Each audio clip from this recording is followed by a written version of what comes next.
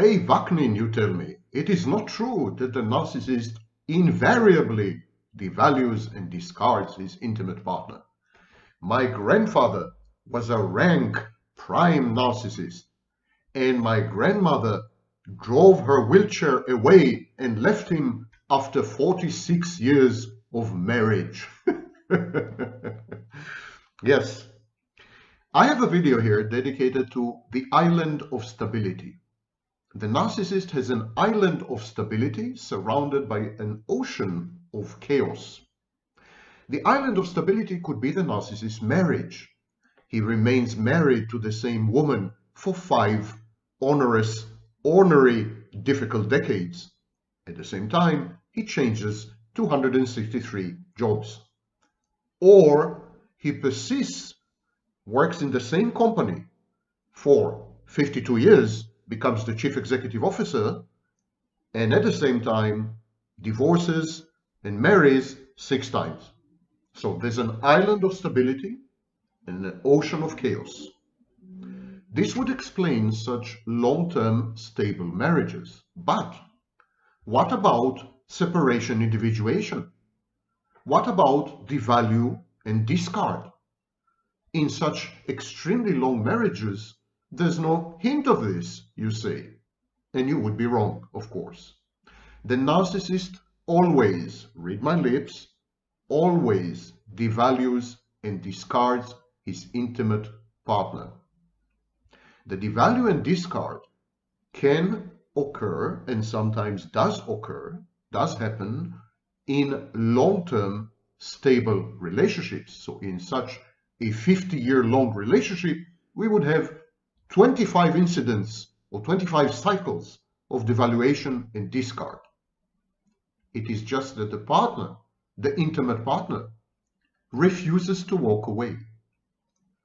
She engages in what I call self-hoovering. She doesn't leave the narcissist. She doesn't abandon him. She doesn't break up. She doesn't divorce. She stays in the relationship or in the marriage, and she hoovers herself. How is this possible? Don't forget that the narcissist entrains his victims. He implants in his victim's mind a voice, an introject.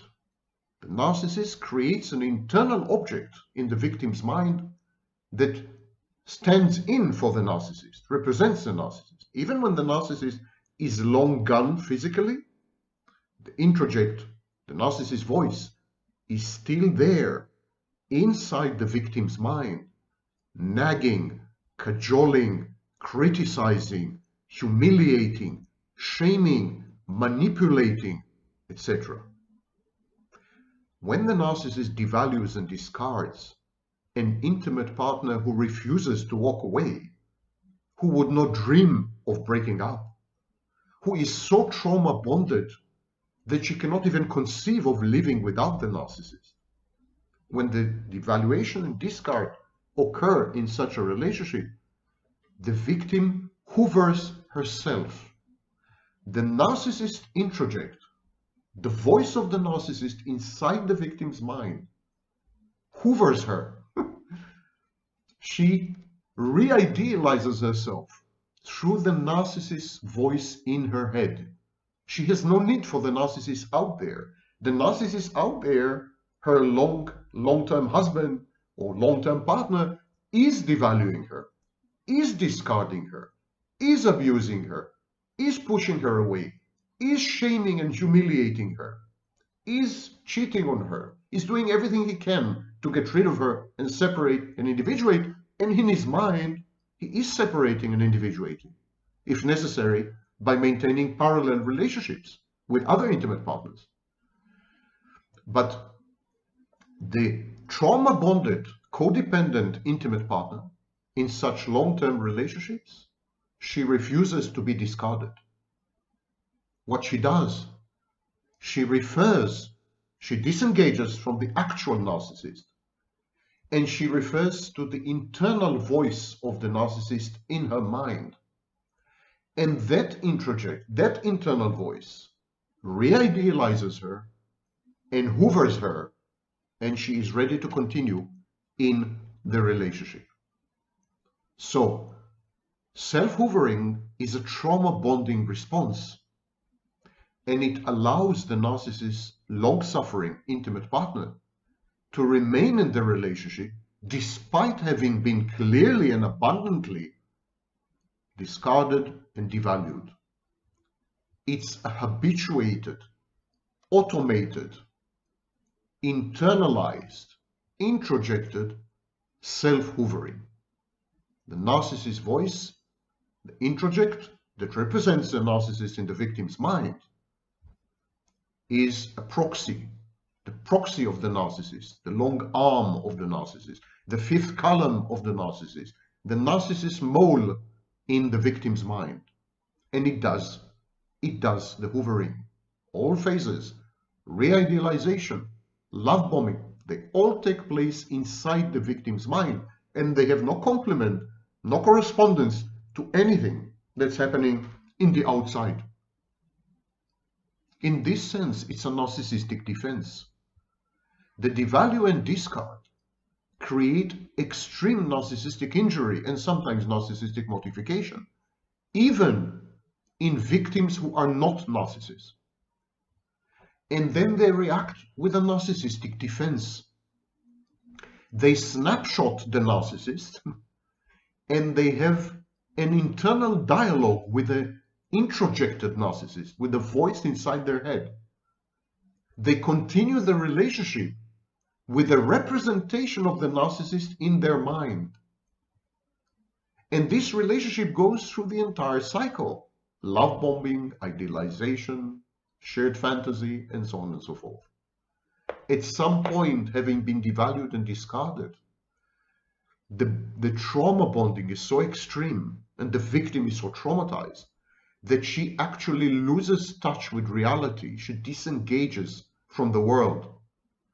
She withdraws into her mind. She avoids everything the narcissist included, the devaluing, discarding, hurtful, painful narcissist is blocked out. And then she continues her existence inside her head. And there is the narcissist. The narcissist voice, the narcissist image is inside her mind. So she continues to have a relationship with it. She hoovers herself.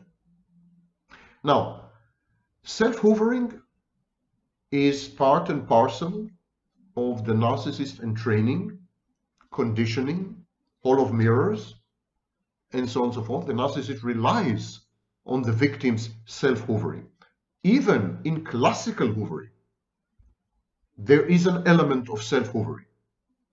The victim convinces herself that the narcissist loves her. She recalls the good old times, but forgets or represses the bad times.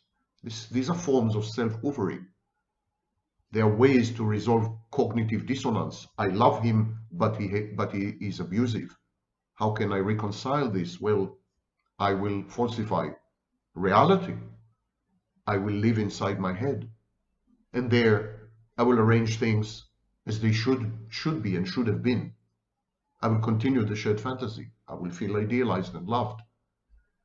This is a narcissistic defense. It's exactly what narcissists do when they're faced with frustrating, difficult, hurtful external objects. They ignore the external object. They create a snapshot of the external object, and then they continue the interaction with the internal object only. And this is what happens to victims. So yes, there are multi-decade relationships between narcissists and their spouses or their intimate partners, or what is left of the spouse, or what is left of the intimate partner. It is not easy to survive this.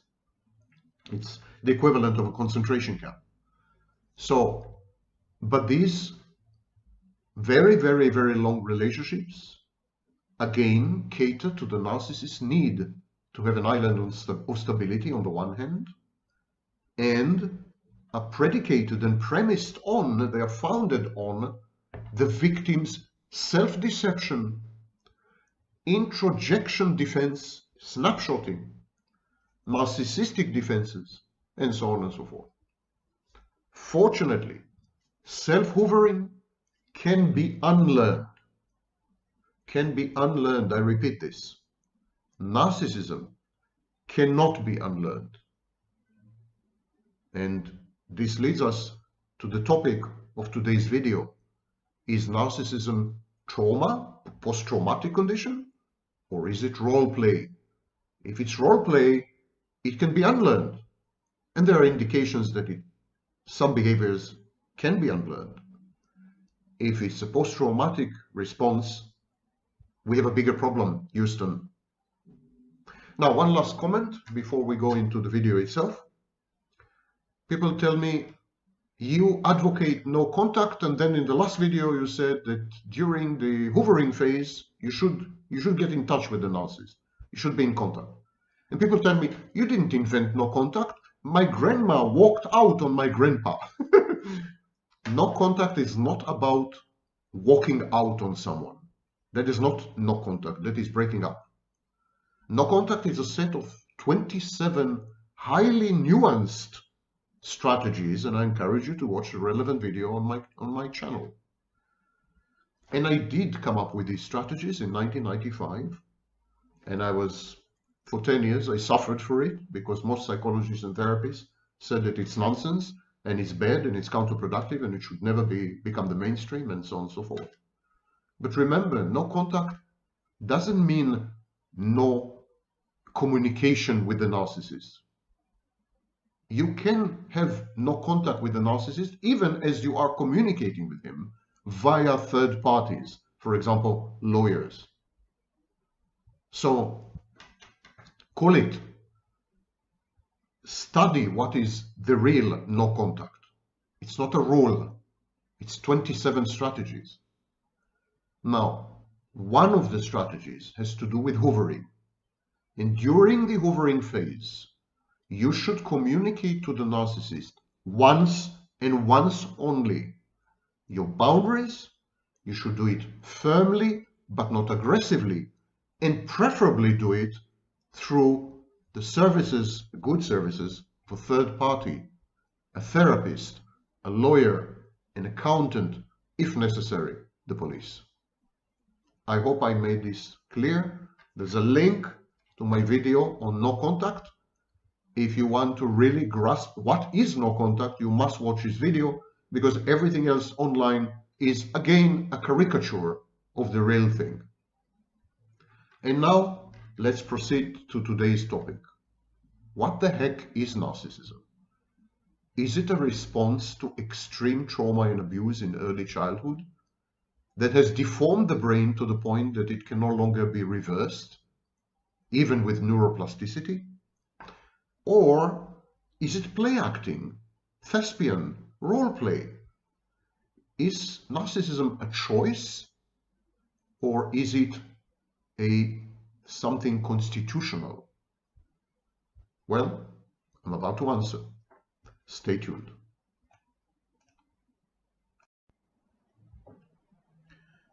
So what is narcissistic personality disorder?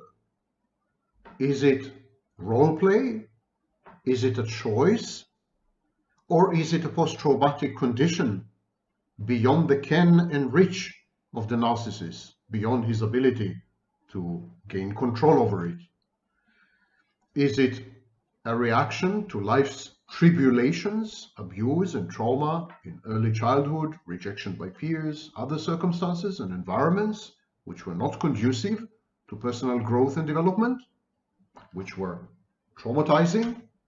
Or is it a series of calculated decisions and choices among alternatives that put together constitute a positive adaptation, an adaptation that is conducive to heightened self-efficacy? Let me translate this to English. Can the narcissist help who he is, or is he beyond help? Does he control his behaviors? Does he choose to behave the way he does? Or he can't help it. He's helpless. And this is the topic of today's video. My name is Sam Vaknin. I'm the author of Malignant Self-Love, Narcissism Revisited, and no, I cannot help it. There's nothing I can do about it. And I'm a former visiting professor of psychology, also a fact. What can I do? And currently on the faculty of SIAPS. So let's delve right in. Is narcissism a post-traumatic condition, or is it a role play? I've been advocating for well over 28 years to reconceive of narcissistic personality disorder as a post-traumatic condition. Narcissists are created in the throes and in the bowels and in the incubator of abuse and trauma in early childhood.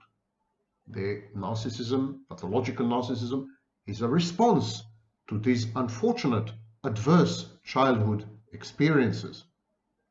And so clearly narcissism, pathological narcissism, narcissistic personality disorder, even narcissistic style, they have deep roots. They are embedded in a traumatic or post-traumatic background. No one can deny this. Same goes for borderline personality disorder. Psychopathy, antisocial personality disorder, has strong elements of genetics. It has a hereditary background, brain abnormalities, physiological abnormalities. It's not the same with narcissism. Ignore all the neuroscience nonsense, self-aggrandizing nonsense online.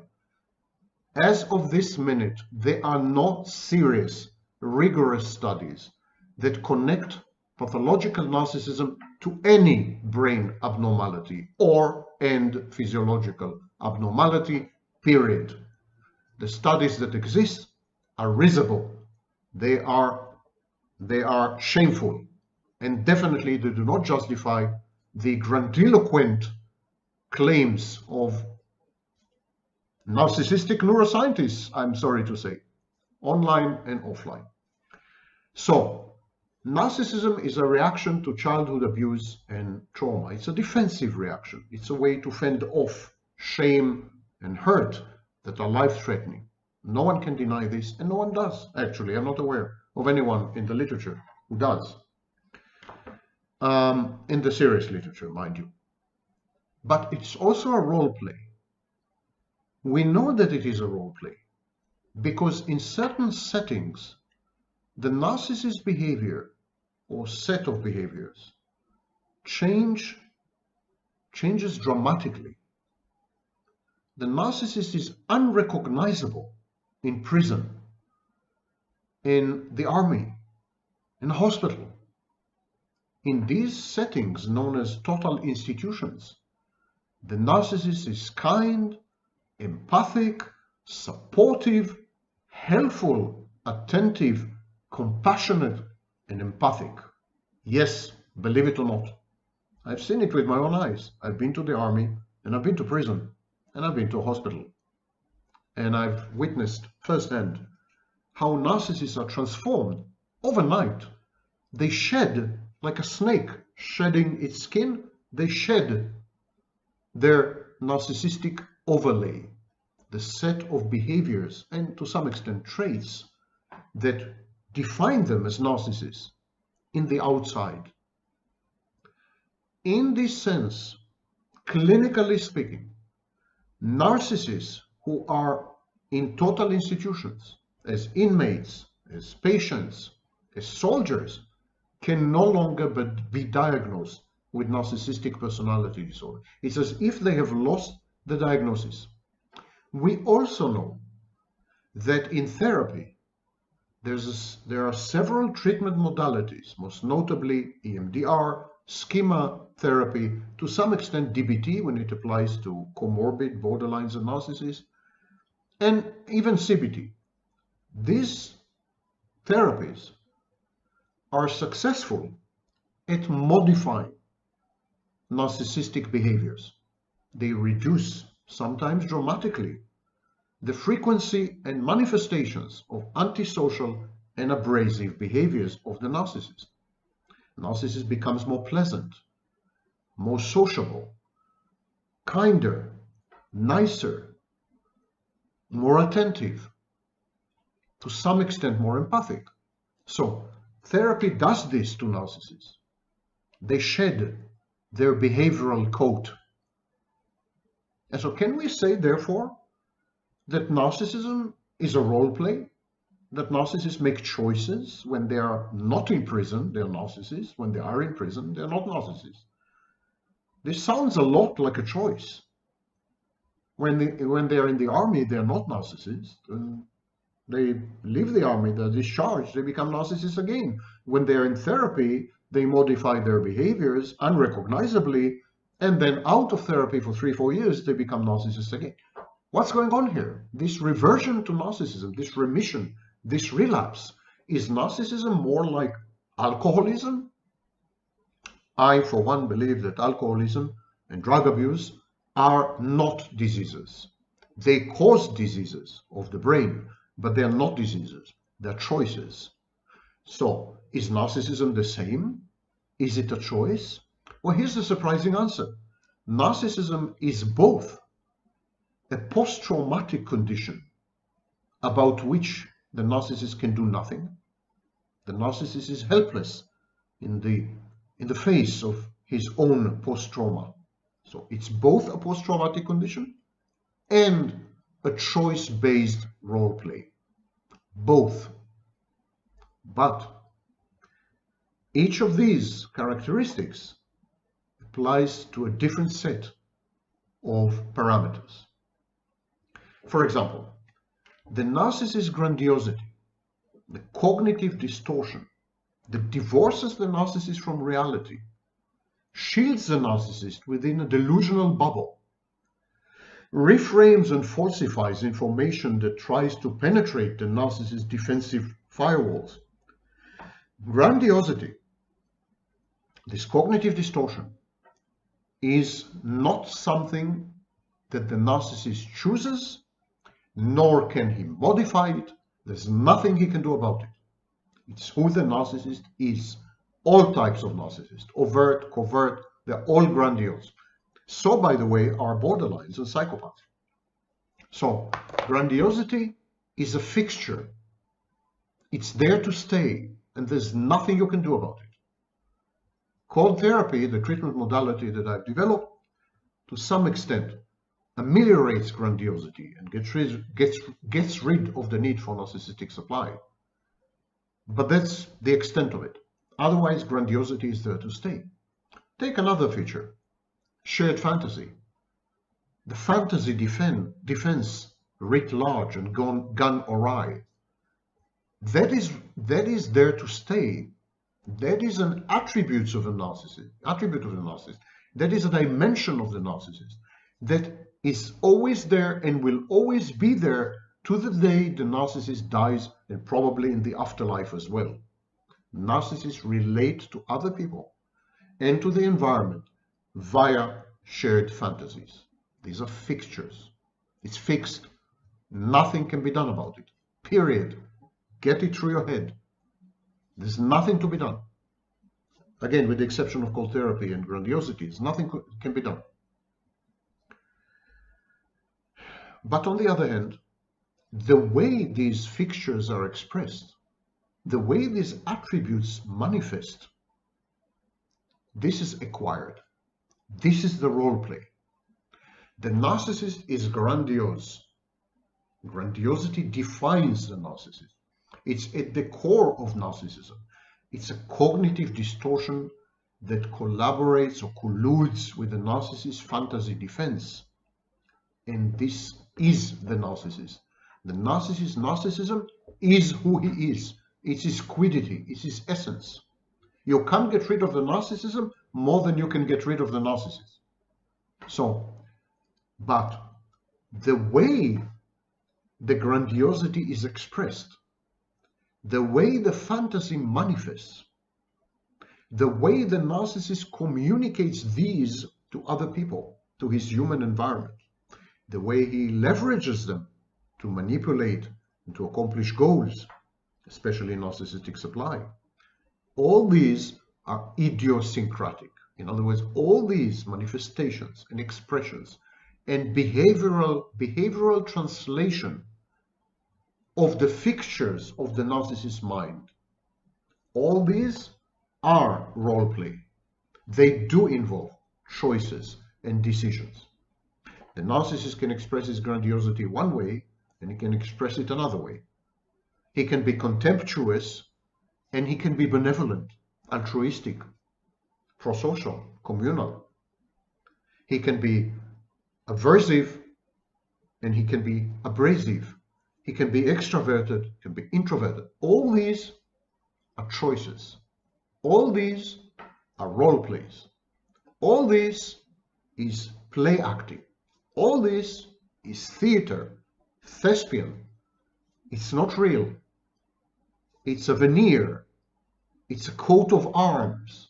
And the narcissist sheds it when it becomes life-threatening. Because I have a surprise for you. If you're grandiose in prison, your life expectancy is somewhat limited. If you're abrasive, if you're antisocial, if you are hateful and contemptuous in the army, similarly, you don't have much longer to live or to go. You don't have where to hide. So the narcissist gets rid of this. These are outer layers. These are not essential elements of the narcissist. They're not who the narcissist is. They are how the narcissist behaves. And he knows to modify his behaviors in order to survive and later to accomplish goals such as narcissistic supply. When survival is at stake, the narcissist becomes unrecognizable. But even then, the core of the narcissist is immutable. His grandiosity, his shared his fantasies, his basically sense of superiority, his lack of empathy. These are all there. They are just blocked. They're firewalled. They're not allowed to be expressed or manifested because it's life-threatening. The environment modifies the narcissist's behaviors. The signals the narcissist receives from people around him tell him, listen, it's not a good idea to be contemptuous here. Because if you're contemptuous, you wake up in the morning with a knife in your back. So, well, I'll not be contemptuous, therefore. Behavior modification in therapy, the army, prison, hospital, in total institutions, behavior modification in narcissism is very common, actually. Narcissists are among the best prisoners, for example.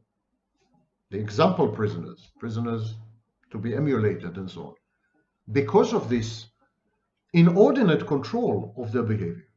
So why don't they act the same out there in family settings, in relationships, in the workplace? Because they couldn't care less.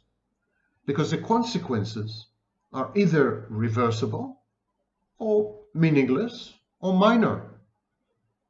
So the narcissist is an optimizing machine.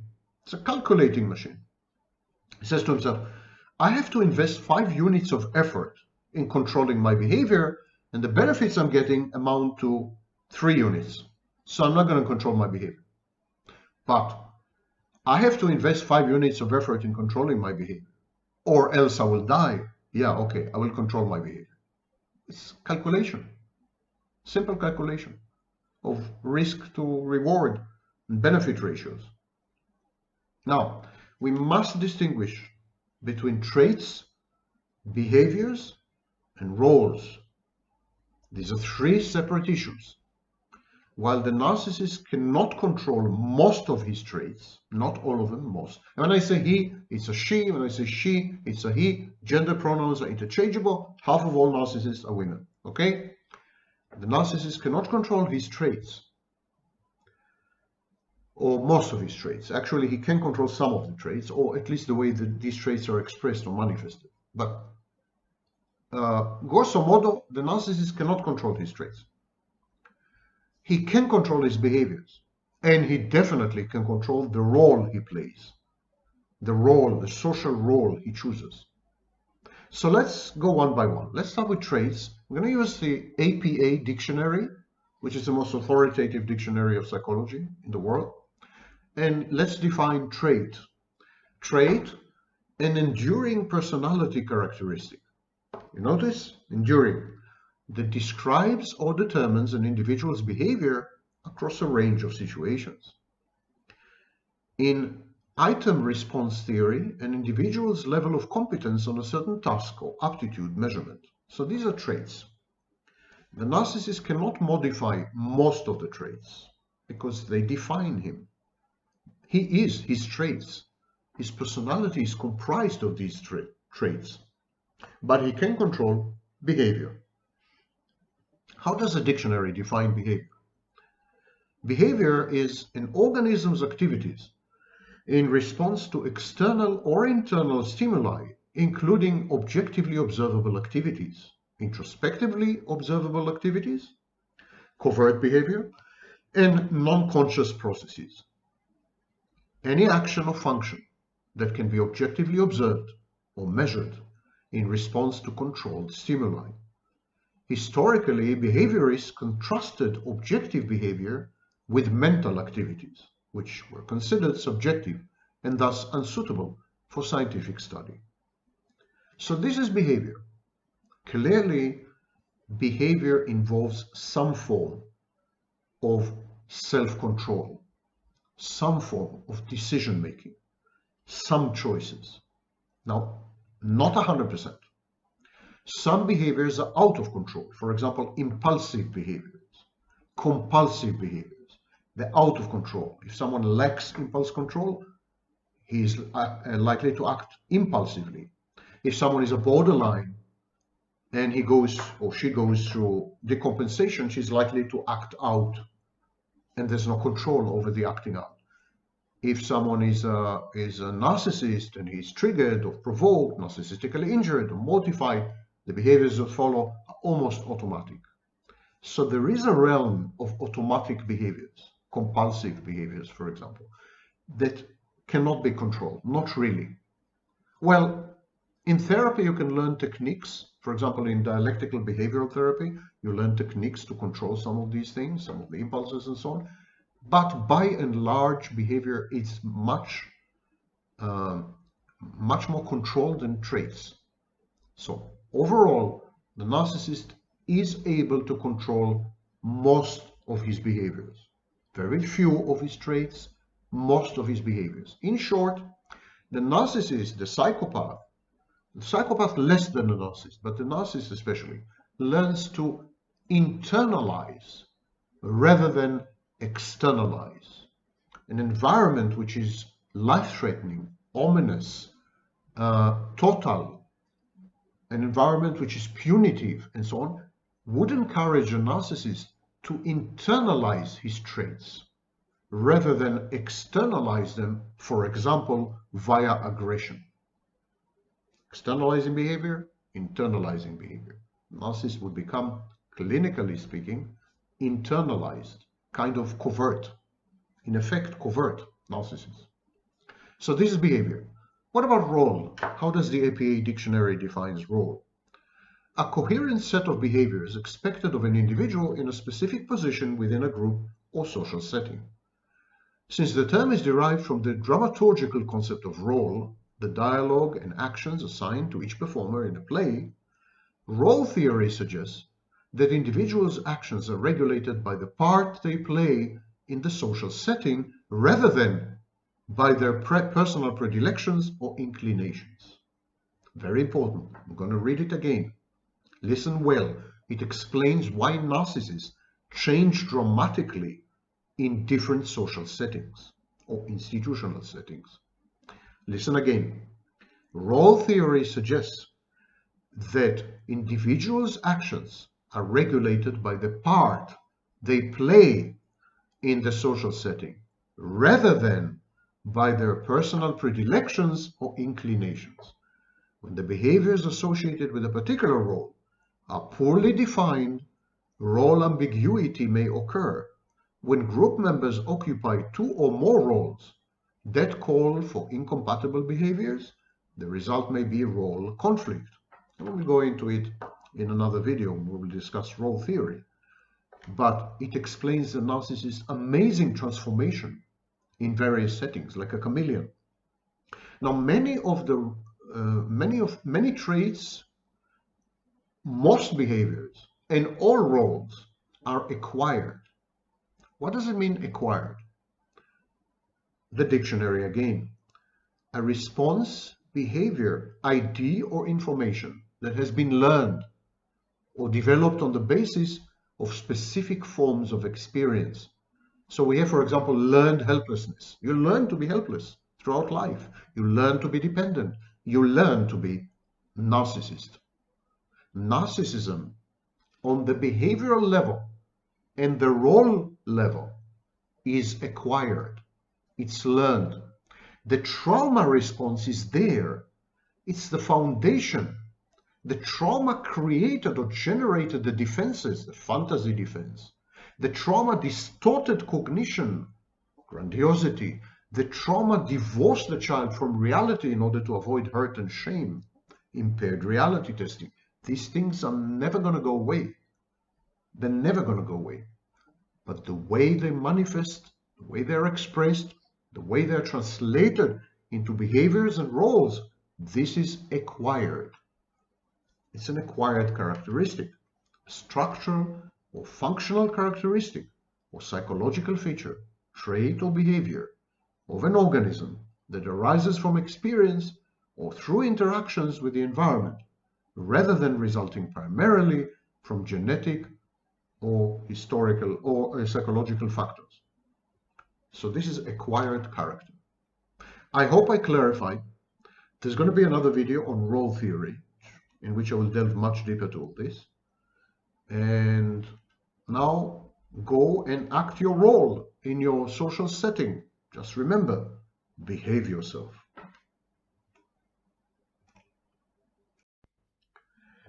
So next time the narcissist tries to hoover you, he may be doing it because he's holding a grudge against you.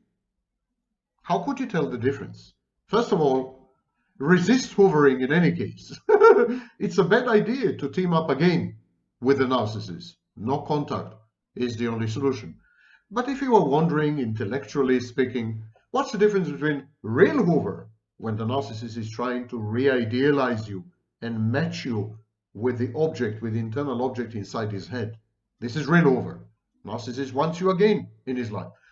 And vengeful hoover or grudge-driven hoover, when the narcissist wants to hoover you in order to gain access to you, in order to somehow punish you for what you have done to him, in his mind, in reality or not, imaginary or actual. In his mind, you have transgressed. You have acted as a perpetrator, as an enemy, and you need to be punished. And one of the ways to accomplishing this is to hoover you. How can you tell the difference? So, first of all, ask yourself, did the narcissist ever accuse you of having done something to him, of having transgressed against him, of having shamed him or humiliated him or criticized him or disagreed with him in a way that inflicted on him pain and hurt or rage or anger or whatever? Has a narcissist repeatedly claimed this? Was this a constant kind of complaint of the narcissist? That's a warning sign. If he has, then he's bearing a grudge. It hasn't gone away. Don't convince yourself that time heals all wounds. Time heals all wounds in human beings, not in narcissists. So that's the first question. Second question. The transgression the narcissist accuses you of, the misbehavior, the misconduct he imputes to you, he attributes to you, are they real or imaginary? If they've actually occurred, it's one thing. If they're imaginary, it would indicate the existence of a grudge. Be very careful. Next thing, does the narcissist idealize you in the same way when he's trying to hoover you? Does he put emphasis on the same things? The first time he love-bombed you, first time he's idealized you, the first time he's introduced you to his shared fantasy, he emphasized, for example, your good looks. Is he emphasizing the very same things right now?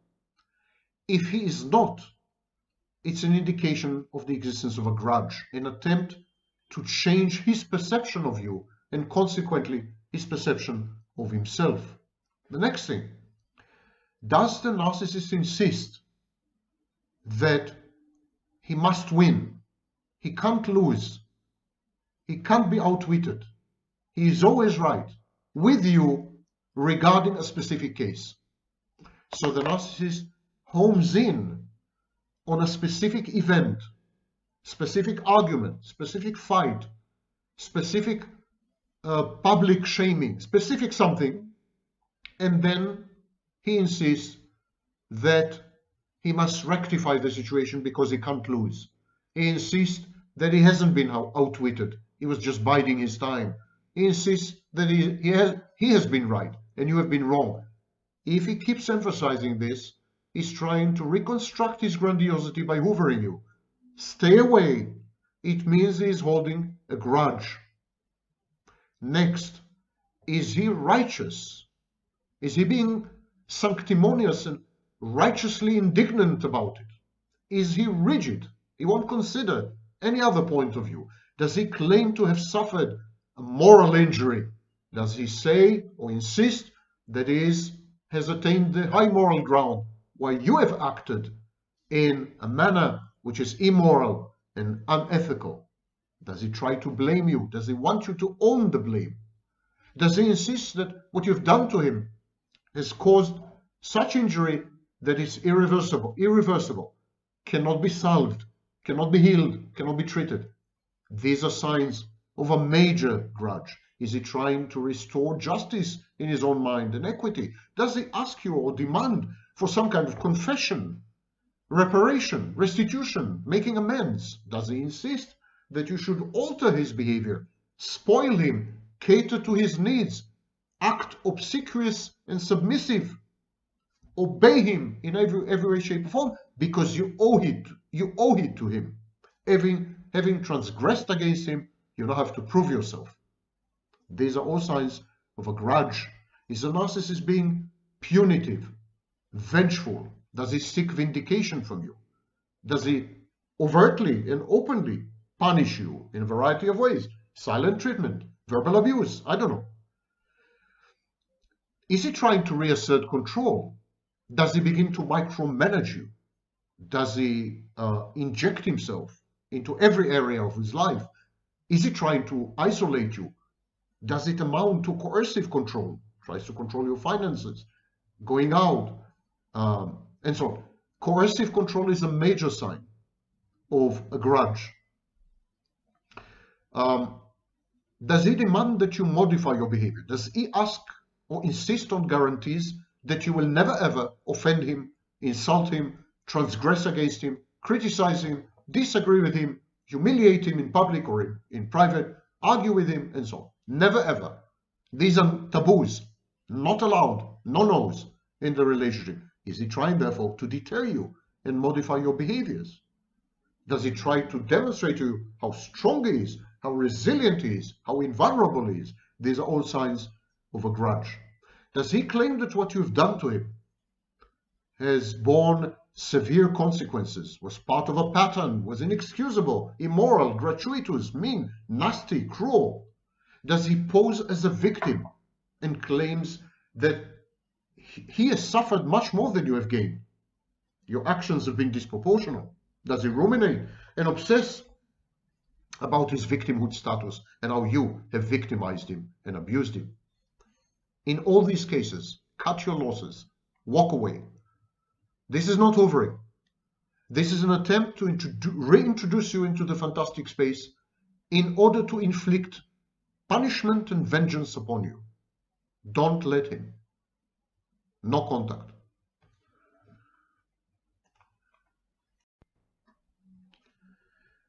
Narcissists find it nearly impossible to forgive, to forget, and to move on. Why is that? What is so special with narcissists? What is so unique? What predisposes them to holding grudges seemingly forever, to never overlooking insights, slights, humiliation, criticism, disagreement? Why are they so fragile and brittle? Why are they incapable of transitioning to another phase in life? In other words, why are narcissists deficient when it comes to forming neutral or not neutral memories? Why they can't convert perceived transgressions into memories? Perhaps because transgressions, as far as the narcissist is concerned, are mostly arbitrary, inconsistent, and imaginary. It is the narcissist who decide when you have transgressed. It is the narcissist who is calling the shots. The narcissist is a law unto himself or herself. The narcissist one day decides that a certain action constitutes a violation, a breach of contract, or of boundaries. And the next day, he takes the very same action in stride, as if nothing has happened. This shape-shifting, capricious definition, redefinition, and re-redefinition of transgressions within a shared fantasy space. This is what destabilizes the victim on the one hand and doesn't allow the narcissist to move on the other hand. The inconstant nature of what the narcissist perceives to be an offense against him, what he perceives to have been offensive, this inconstant nature makes it impossible for the narcissist to take a stand, to defend values, to declare convictions, boundaries, and beliefs. Makes the fact that the narcissist has no core identity, no fixed Archimedean point, a self, an ego. The fact that the narcissist exactly at the borderline is subject to identity disturbance makes it very difficult for the narcissist to be the same person the next day after the transgression. And only the same person can forgive. When you forgive someone for having transgressed against you, it's because you're the same person, with the same memories, with the same identity, with the same continuity. You are you. You have a self, you have a core, you have a pivot. The narcissist doesn't have any of this. Narcissism is smoke and mirrors. It's an absence masquerading as a presence. Who is there to forgive? Who would be there to move on if the narcissist is not the same person from one day to the next? This video is based on grudge theory, first suggested by Roy Baumeister, Julie Exline, and Christine Sommer in the 1990s. My name is Sam Vaknin. I'm the grudge-holding author of Malignant Self-Love, Narcissism Revisited, the unforgiving former visiting professor of psychology, and the constant or inconstant member of the faculty of CIAPS, Commonwealth Institute for Advanced Professional Studies. Okay, Shoshanim, Shvanpanim, stay with us for the continuation of this video. A grudge, it's important to understand that a grudge is a relationship management tool. People use grudges in order to communicate hurt and pain and expectations. Grudges reflect changes in the perception of the perpetrator or alleged perpetrator and change in the perception of oneself. The grudge redefines the dyadic space or the relationship space. In a way, the grudge converts reality into a form of fantasy. It doesn't have to be a revenge fantasy, although this is the most common fantasy. It's a fantasy of victimhood. It's a fantasy of injustice. It's a fantasy of retribution, but it's a fantasy.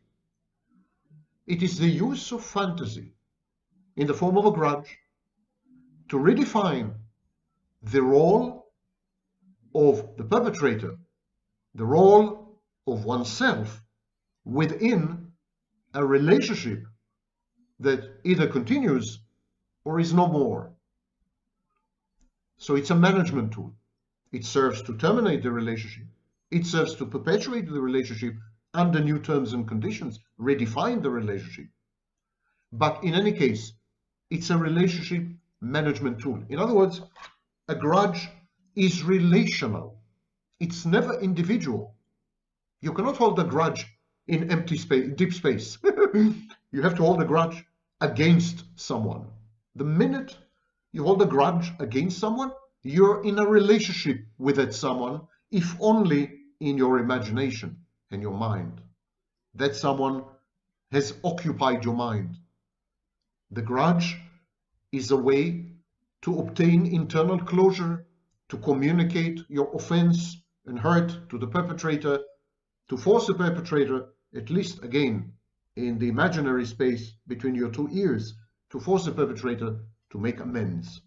So it's a relationship management tool, whether the relationship is still ongoing and external, or whether the relationship is totally internal, between internal objects. In the case of the narcissist, the grudge fulfills numerous other functions, which explains why the narcissist finds it extremely difficult to not hold grudges. So the first function of a grudge is to reconstitute grandiosity. Narcissists perceive transgressions as narcissistic injuries. And in extreme cases, when there's public shame and humiliation, narcissistic modification ensues. In both cases, narcissistic injury and narcissistic modification, there's a challenge to grandiosity. There's an undermining of the cognitive distortion that misinforms the narcissist about reality and his place in reality.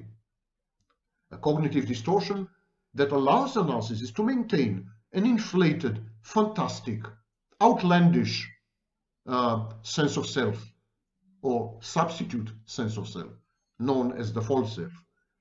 The narcissist maintains a self-image and self-perception that have extremely little to do with the world out there, with external objects.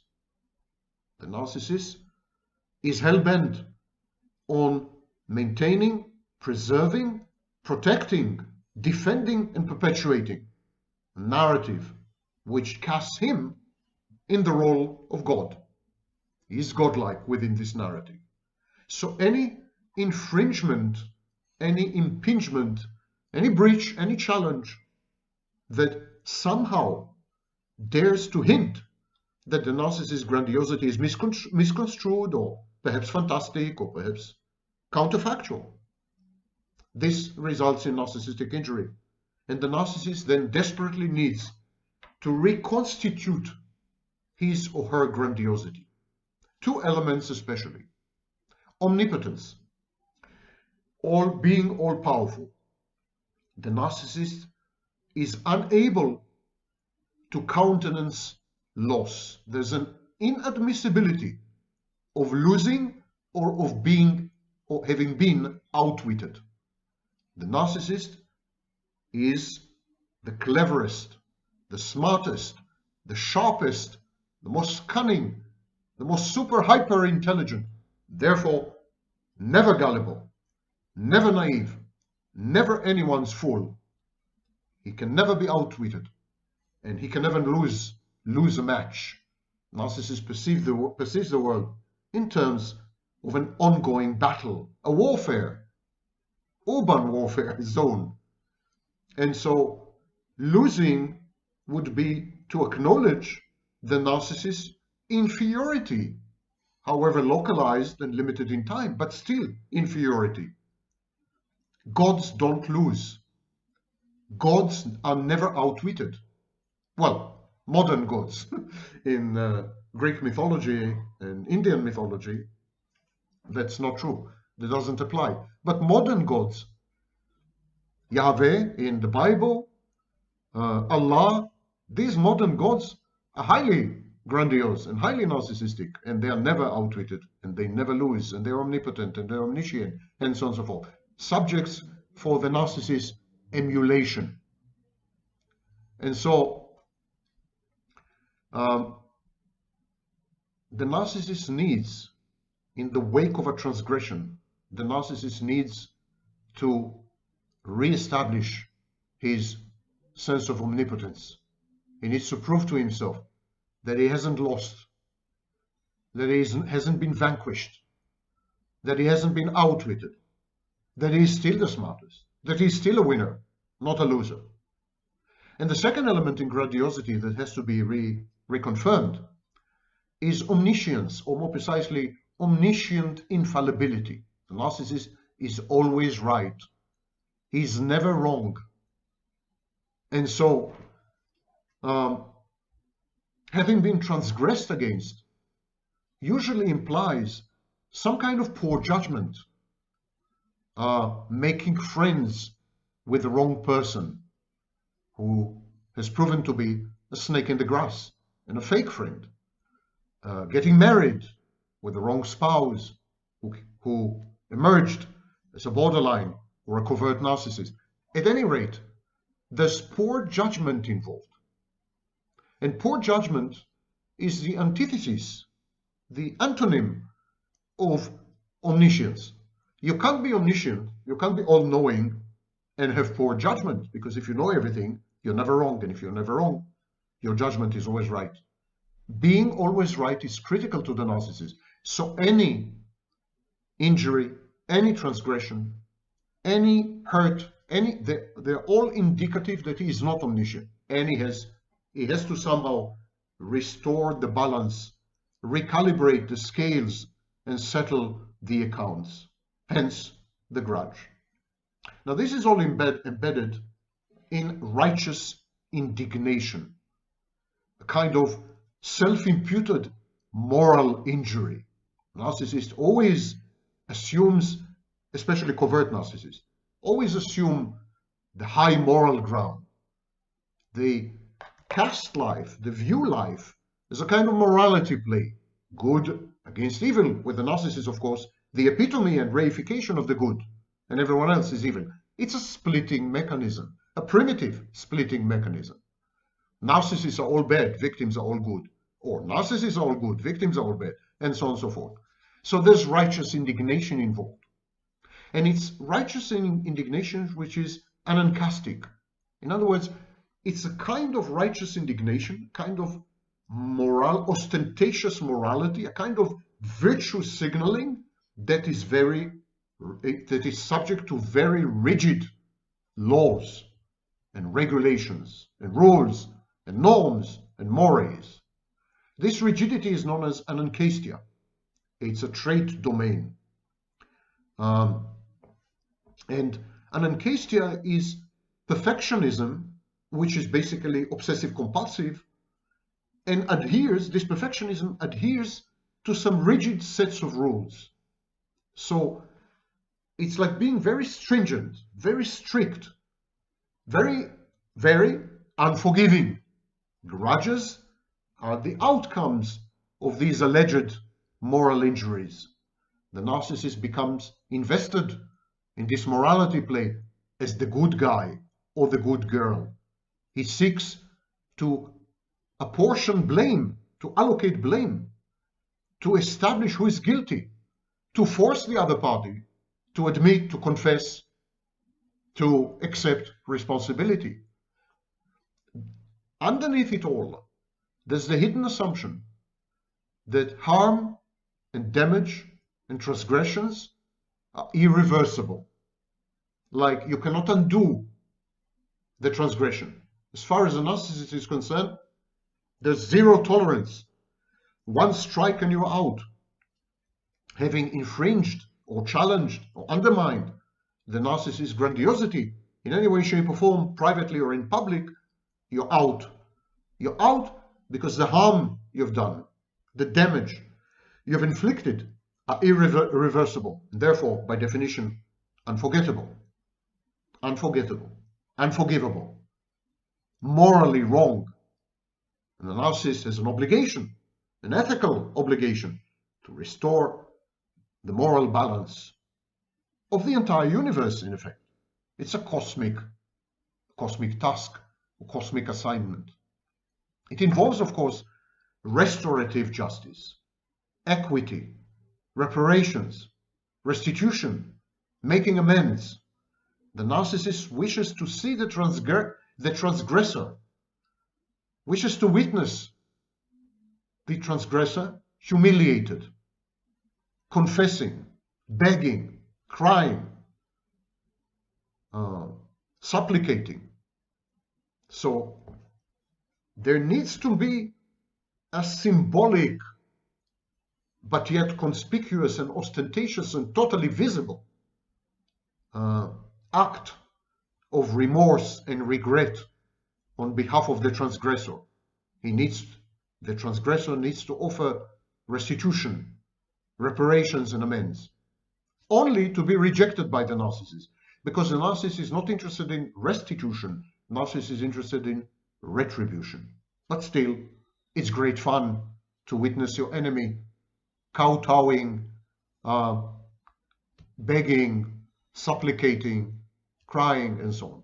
It's fun. It's the fun part. It's the grandiosity reconstruction part. All this leads to punitive vengeance. The narcissist's vengeance has less to do with the transgressor than with the narcissist himself. The narcissist wishes to avenge himself, wishes to punish the other party, not in order to accomplish any change in the other party, or to educate the other party, or to bring about a new constellation in which the other party won't be able to transgress again, or to reform and educate the other party, or any of these altruistic, noble-sounding words or attitudes. No way. The narcissist seeks vengeance and revenge, wants to avenge himself for one reason only. He wants to prove himself vindicated. It's about self-vindication. I've always been right. I've always been in the right. I've always been the moral party. I've always sought justice. I've always acted well and okay and according to standards. I have done nothing wrong. It is the other party's punishment. It is the other party's suffering that proves me right, that proves me just, that proves me moral. It is a form, of course, of reasserting control over a situation that is perceived as out of control.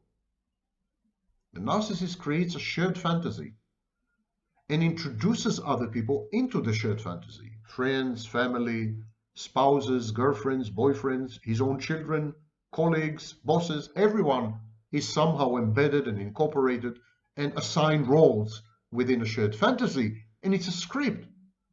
It's a script. It's rigid. One has to adhere to the script. And the outcome is the narcissist's movie of his life. When someone confronts the narcissist, criticizes the narcissist, disagrees with him, humiliates the narcissist, mocks the narcissist, ridicules the narcissist, exposes the narcissist, that's a breach, a violation. That's ripping the script apart. That's ignoring the shared fantasy. That's ruining the movie.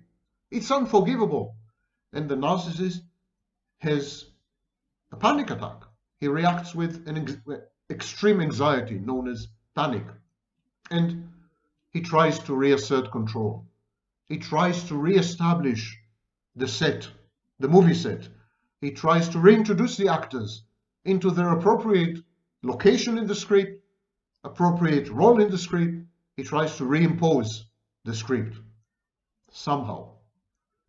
The grudge is a control and manipulation strategy. It's an instrument, it's a tool, guaranteeing that other people would not stray, would toe the line, would obey, would be submissive, would observe the narcissist demands, would fulfill or meet the narcissist expectations, because they don't want to be subjected to the narcissist's vengeful fury within his grudge. Of course, one of the main roles of grudges is deterrence. The idea of a grudge is to induce behavior modification in the offender, in the perpetrator, in the transgressor. Holding a grudge is like saying, I expect you to change your behavior, otherwise I will never forgive you. That's a grudge. So there's an element of deterrence, there's an element of education, a missionary element of education, and there's an element of behavior modification. In a typical healthy grudge, which usually self-expires, there's an expiry date, is self-limiting, is a shelf life. But with a narcissist, the grudge is infinite. It never goes away. The narcissist never forgives. He keeps revisiting his own humiliation and shaming, his own sense of injury, including moral injury. He keeps revisiting it. He keeps ruminating. He keeps obsessing. So there's not much deterrence accomplished. And the narcissist is totally not interested in the alleged perpetrator or offender's behavior and its modification. It's not external. I keep explaining to you. The narcissist grudge is not external. The narcissist grudge doesn't even have to do with reputation, although there is a component, a reputational component in the narcissist grudge. A typical grudge, a grudge with a healthy person, has to do with the reputational costs of forgiving. When you forgive, you may appear weak and vulnerable to others, and then they may misunderstand and think that you are ready and available prey. You attract predators. By forgiving, you attract predators. So it's much better to maintain a grudge, thereby enhancing or sustaining your reputation and deterring other potential predators, other potential offenders and perpetrators, and so on. The narcissist is interested in this component of reputation in as much and in as far as it is an integral element of his grandiosity, but not otherwise. Because the narcissist is incapable of perceiving other people as external objects, the narcissist doesn't really care about his or her reputation. The narcissist wants to be known, wants to be famous, wants to be celebrated and adulated and admired and so on. But all these have nothing to do with reputation. Reputation is about dignity, self-respect, integrity. Narcissists don't do these things. They don't manage reputations. They don't care about reputational costs, but they do care about appearing weak, appearing vulnerable. They want to appear strong. They want to be feared, or they want to be respected, or they want to be both feared and respected. So grudge in the case of the narcissist is less about other people and more about himself. It's a form of impression management. He wants to impress people with his inability to forgive and to forget. Don't screw with me, because I never forgive and I never forget. It's kind of a mafia thing, an immature mafia thing.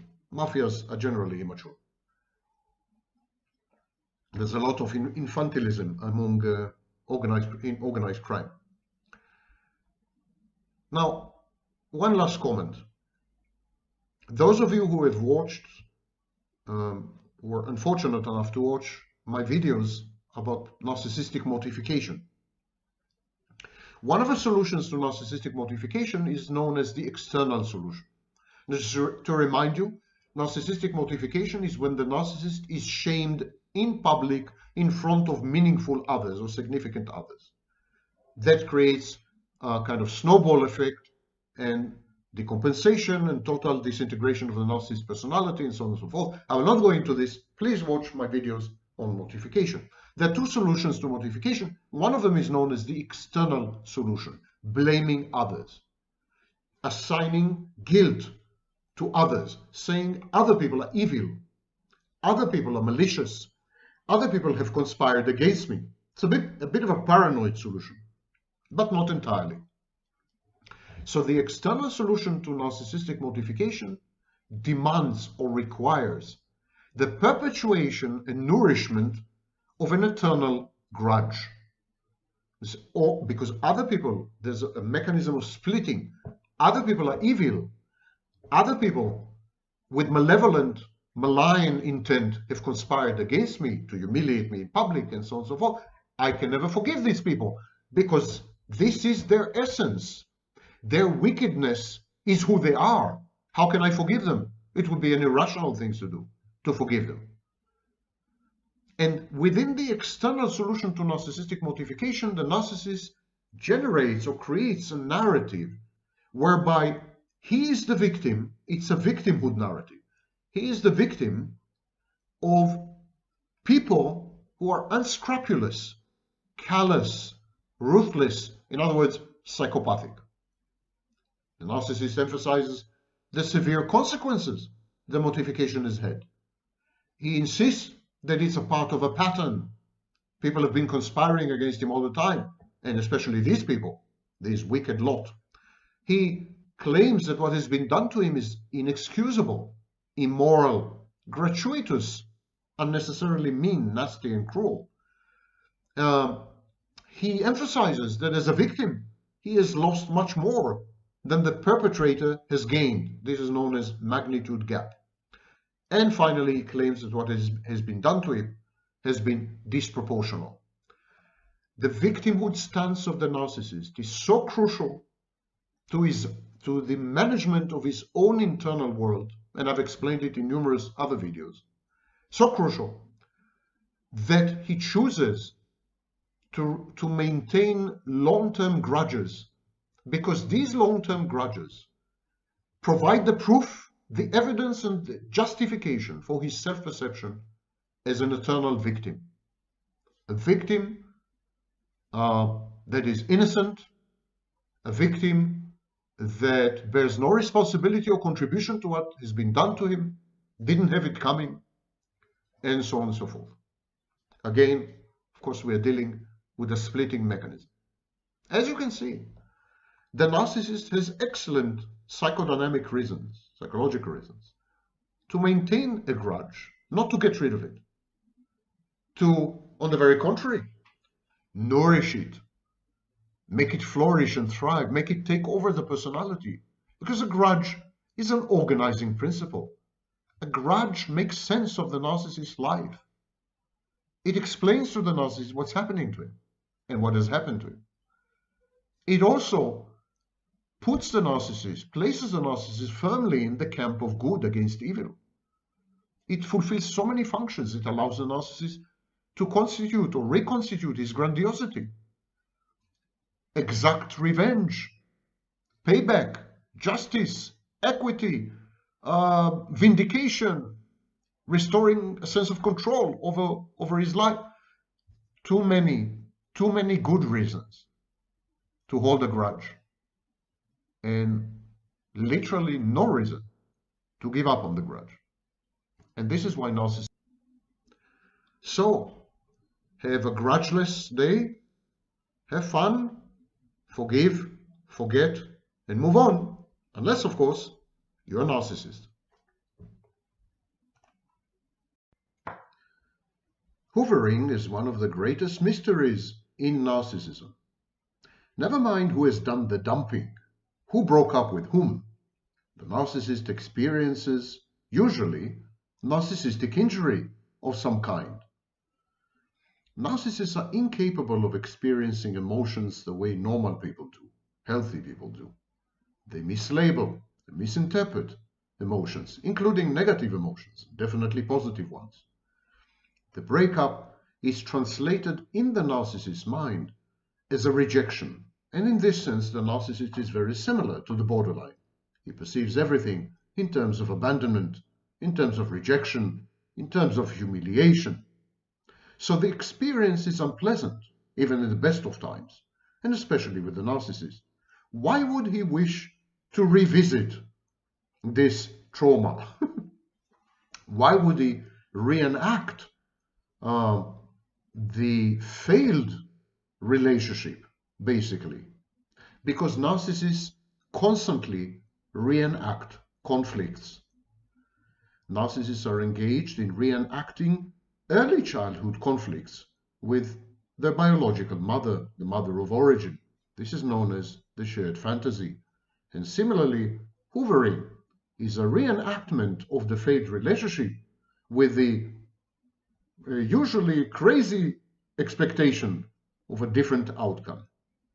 And apropos crazy expectations, my name is Sam Vaknin. I'm the author of Malignant Self-Love, Narcissism Revisited, a former visiting professor of psychology and currently on the faculty of SIAPS. Hoovering involves the re-idealization of a persecutory object. You remember last time you were with a narcissist? He devalued you. He discarded you. He began to regard you as the enemy. He developed persecutory delusions and ideation, paranoid ideation. It was really bad. You became the bête noire. You were the enemy.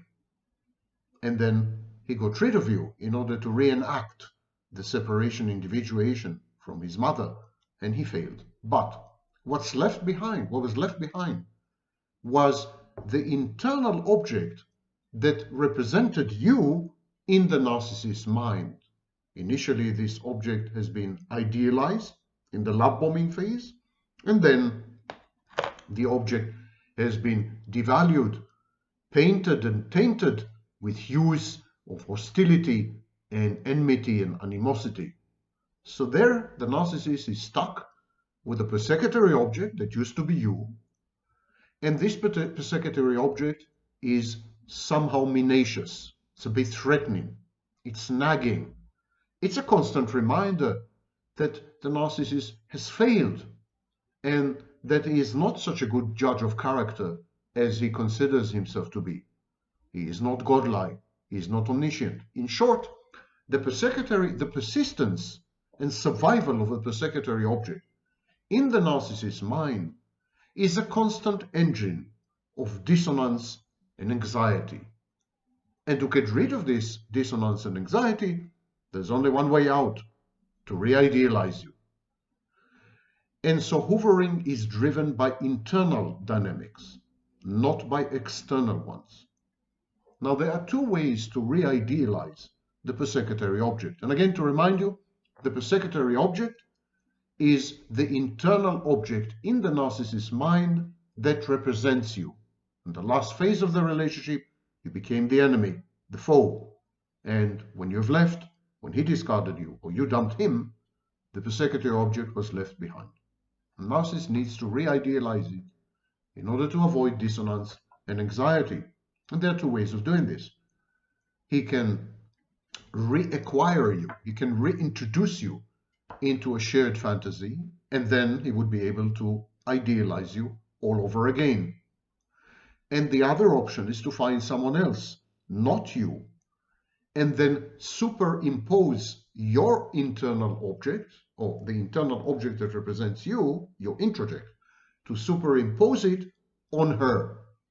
Now, throughout this lecture, the gender pronouns are interchangeable. Half of all narcissists are women. So, option number one, the narcissist would try to get back with you, try to somehow re-establish the connection, reintroduce you into a shared fantasy, offer you a way to reconcile and be together. And then he would love bomb you and idealize you all over again, and that would resolve the inner discomfort, the dissonance, and the internal narcissistic injury of having failed with you. Option one. Option two, he finds someone else, and then he re-idealizes your object, the object that represents you in his mind, but he projects it onto the new partner. The new partner becomes, in In the narcissist's mind, the new partner becomes your clone, your replica, your extension, your continuation, you. These are the two ways.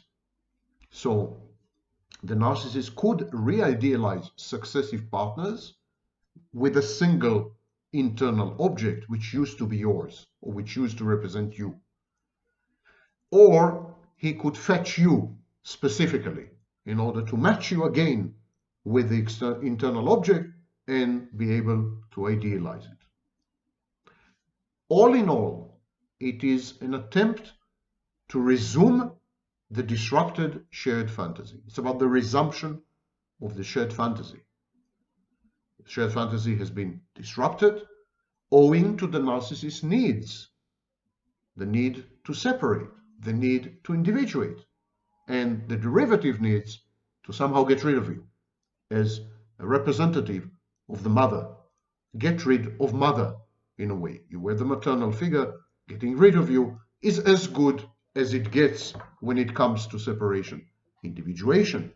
But now this leaves behind a gaping hole where you used to be.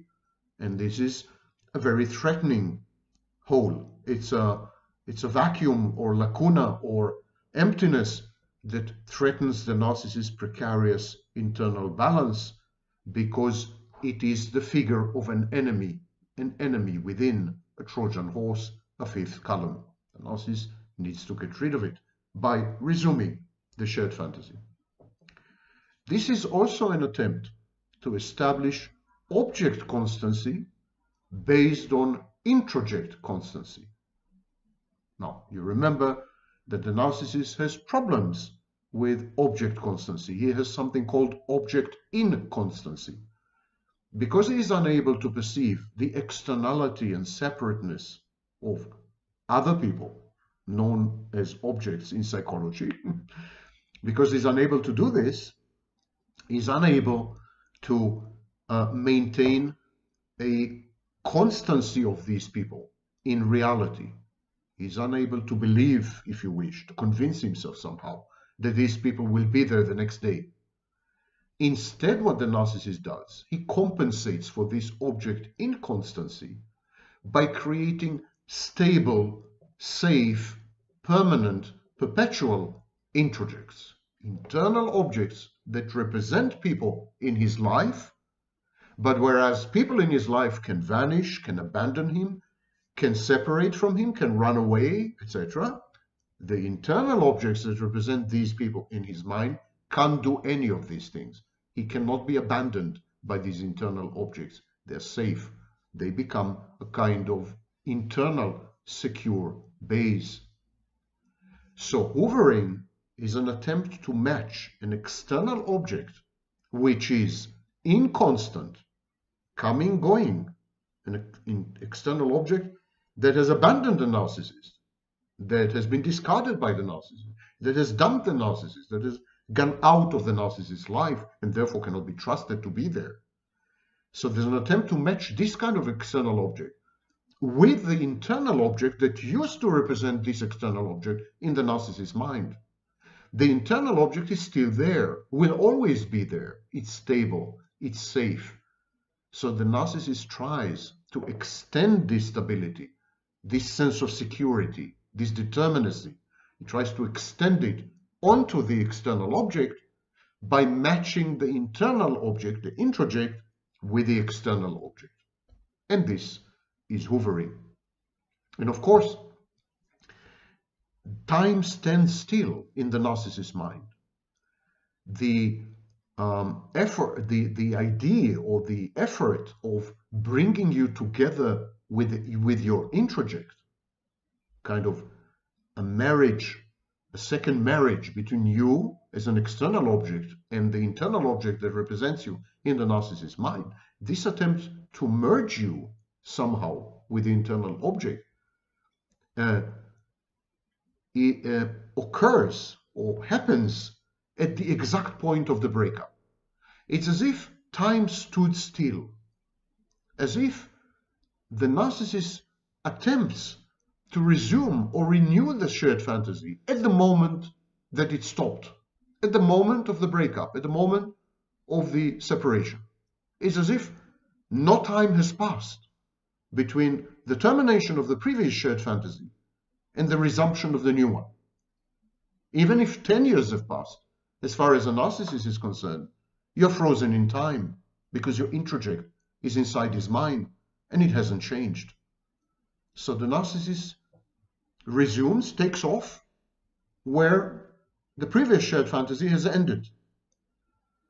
And all this is accomplished by combining dissociation. The narcissist dissociates the intervening time, dissociates the time lapse or the period between the old shared fantasy and the new shared fantasy. It's as if time hasn't passed at all. You haven't changed. Nothing has happened. It was just a dream, a bad dream. So dissociation and confabulation. The narcissist bridges the dissociative gap between the old fantasy and the new fantasy by creating some kind of narrative. I don't know. You are waiting for him. You are destined to be together. You're twin flames, soulmates, you name it.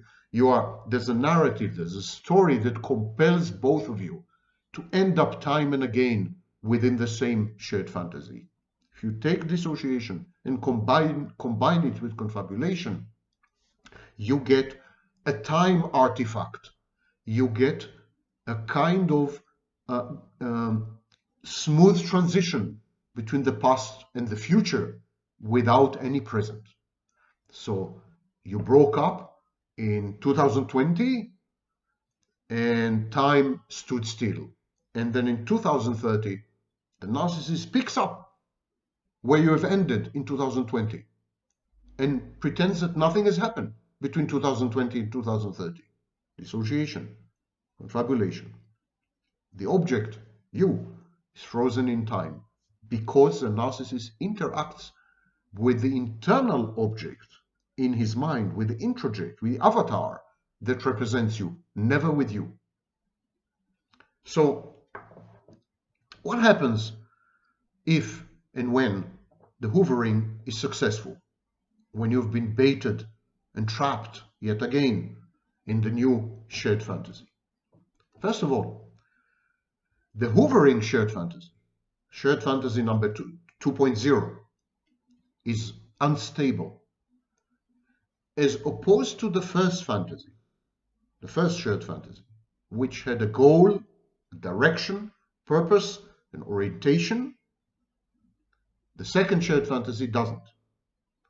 The initial shared fantasy with you converted you into a maternal figure and allowed the narcissist to separate from you and to try to become an individual, to somehow reenact the conflict with his original mother, hoping for a different, much more favorable outcome.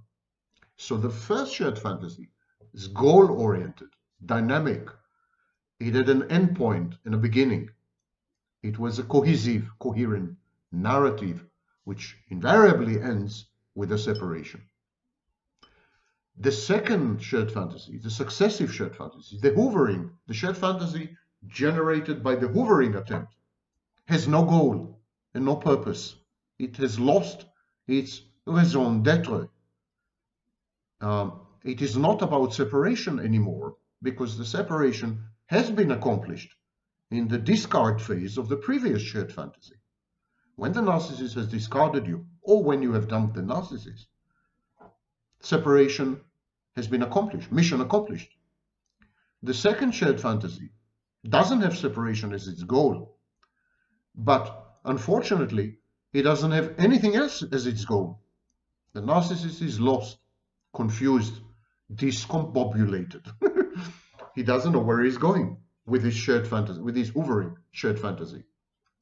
And the hoovering shared fantasy, the secondary fantasy, is very unstable because it's very fuzzy, it's unclear, it's non-directional. The narrative, the storyline is mangled somehow. The second shared fantasy, the hoovering shared fantasy, revolves around individuation, whereas the first shared fantasy with you had to do with separation. The narcissist tries to use or leverage the second shared fantasy with you in the wake of his hoovering in order to individuate. But the narcissist doesn't know how to become an individual. The narcissist is subject to negative identity formation. The narcissist's identity is in contradistinction to others, in conflict with others, in contradiction to others. The narcissist is antisocial, he's defiant, he's contumacious, he rejects authority, he's reckless. These are his identity parameters. So when the narcissist tries to individuate within the hoovering shared fantasy, the second shared fantasy with you, he becomes extremely self-destructive, self-defeating, aggressive, sometimes violent, defiant, hateful, reckless, addicted to this and that, substances, for example. The second shared fantasy is very labile, very dysregulated, and the narcissist in the hoovering shared fantasy resembles a borderline, actually, precisely because he has lost the plot. He now tries to become something, an individual, in which he has no experience. He's never been an individual. He's never really separated. And so the second shared fantasy, the hoovering shared fantasy, is doomed to fail. But whereas the first shared fantasy had the concept of failure baked into it, hardwired, the second shared fantasy fails by default. It fails because it's not working. The narcissist really tries in the hoovering shared fantasy. He really tries to learn from his mistakes in the previous fantasy and somehow accommodate you and him and cater to your needs, but he's incapable of any of this. So the second shared fantasy, the hoovering shared fantasy, is a lot more tragic, heartrending, and heartbreaking than the first one. In the first one, the narcissist is robotic. He goes through the motions, half awake, as if he is sleepwalking, inexorably drawn to the act of separating from you in order to resolve early childhood conflicts. In the second fantasy, in the hoovering fantasy, he tries and keeps failing. All his attempts crumble. He tries to be an individual and also fails. He just becomes dysregulated, labile, antisocial, defiant, abrasive, unpleasant, obnoxious, and so on and so forth, until this second shared fantasy fails as well. It doesn't preclude hoovering a third time and a fourth time, but all these are secondary shared fantasies and are liable to end the very same way. The narcissist's life is tragicomic in many ways. Out of the goodness of my infinite heart and the uncontested benevolence that is associated with my name, I hereby deign and consent to respond to 2 of your queries. Don't push your luck. Okay, my name is Sam Vaknin. I'm the author of Malignant Self-Love, Narcissism Revisited. I'm also a professor of psychology, unfortunately for all my students. First question that I received in the comments section. I have a question about narcissist stalking after a romantic relationship ending. Narcissist calling, texting, sending messages through third party with the aim of reuniting. Could it be viewed as a prolonged hoovering? I would be most grateful for an extensive answer from a person with credentials such as yours.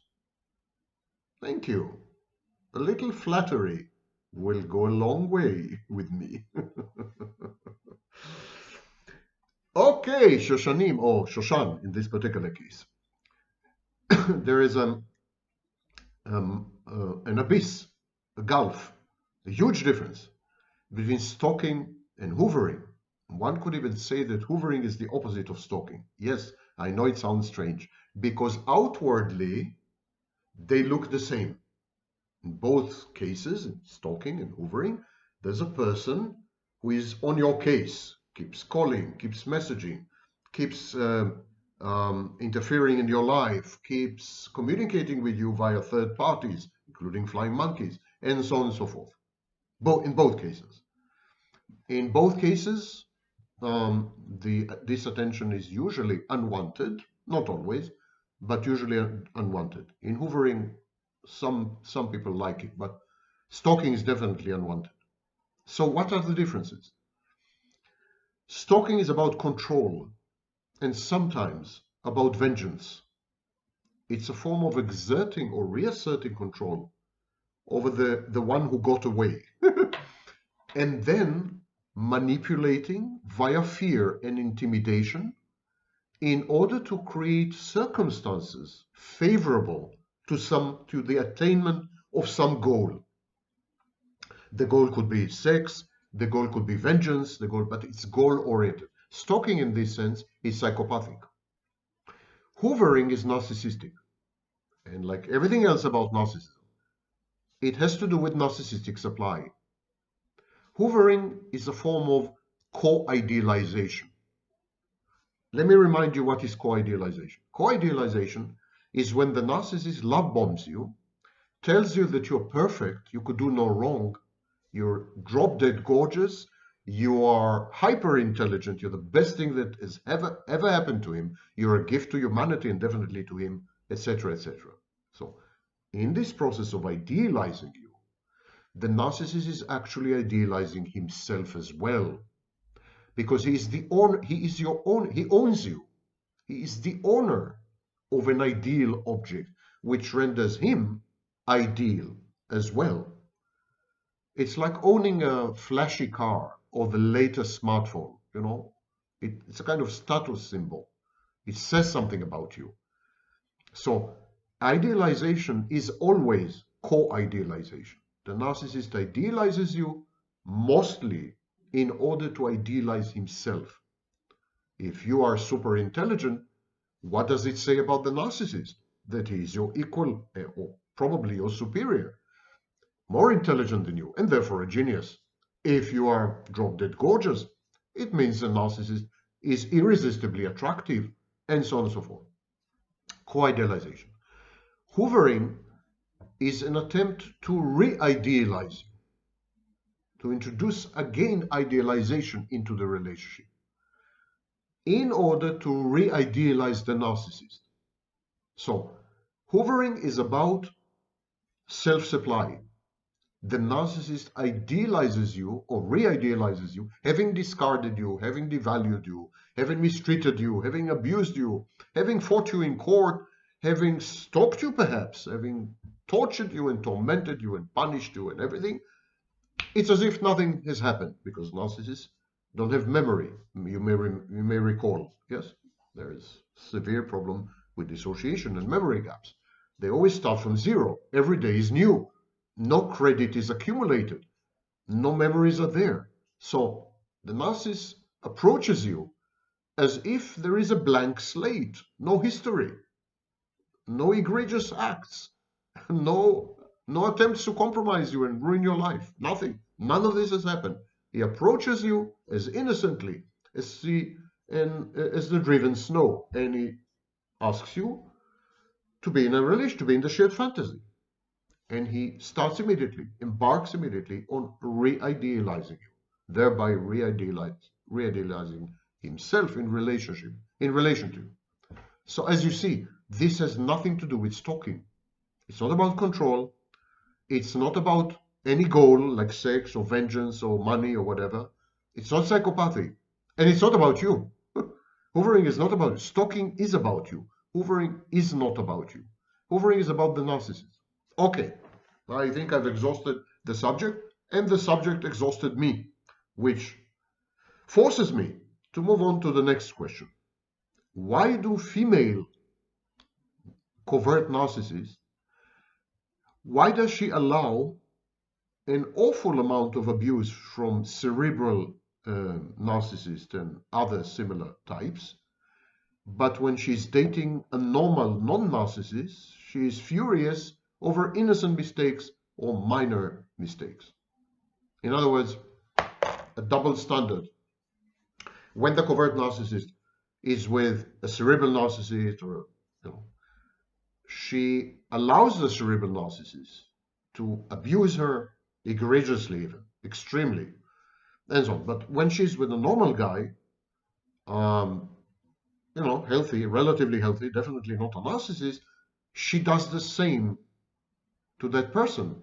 She abuses that person the way the cerebral narcissist abuses her. Why this double standard? Well, the answer is that the aforementioned female covert narcissist, I don't know why female, by the way, half of all narcissists are men, but okay. The aforementioned female covert narcissist is submissive with people she perceives as dominant, and she is dominant with people she perceives as submissive. She abuses downwards, never upwards. She exerts dominance and control downwards, never upwards. Upwards, she's a lackey. Upwards, she's an ass licker. Upwards, she is obsequious. Upwards, people who she perceives as superior to her or in a superior position to her somehow. People she needs, people she derives narcissistic supply from or through, narcissistic supply by proxy, vicariously, and so on. These are significant people in her life, and so she would not dare to abuse them, and she would tolerate their abuse. However, people who are beneath her, inferior to her, would trigger in her the narcissist, and she would become extremely abusive. It is a way to compensate for the humiliation and the rage associated with being submissive. In other words, when she abuses a healthy, normal guy, it's as if she's compensating for having been abused by a cerebral narcissist. And we call this process, the clinical term is displacement. She displaces her negative affects, her negative emotions, and she displaces them from someone who cannot be a target to someone who can be a target. She is very selective in targeting people. Actually, displacement is a very common phenomenon, even among healthy, normal people. You go to work, your boss is on your case. Your boss humiliates you publicly, shames you, attacks you, criticizes you relentlessly and endlessly, and so on and so forth. You've had a horrible day.